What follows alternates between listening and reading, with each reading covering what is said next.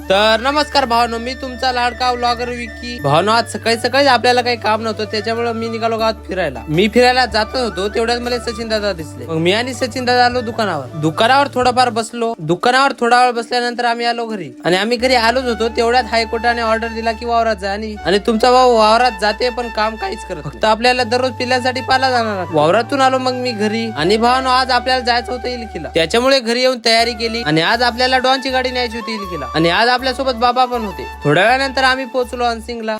येऊन सर्वात अगोदर आम्ही पेट्रोल भरलं गाडीमध्ये, कारण डॉनची गाडी कधी धोका देईल ते सांगताच येत नाही. पेट्रोल टाकून 320च्या स्पीडने निघालो आम्ही इलकीला जाण्यासाठी. आणि आम्ही इलकीला पोहोचलोच होतो तेवढ्यात ऋषी दादाने सांगितलं की चल आपण वसंतराव नाईक चौकात जाऊ, कारण आज कृषी दिन होता. म्हणजेच वसंतराव नाईक यांची जयंती. हे आपल्या महाराष्ट्राचे मुख्यमंत्री पण होते. जयंती असल्यामुळे इलकीमध्ये कार्यक्रम होता. काही सांगा भावनो, पण इलकी गावातले युवा शेरा खतरनाक आहे बरं का. आणि मी तर सांगतो प्रत्येक गावात असे पोटे असलेच पाहिजे, कारण पूर्ण कार्यक्रम यांनीच पार पाडला इथे. आणि भावनो, आजच्यासाठी एवढंच, बस भेटूया उद्या. आणि तोपर्यंत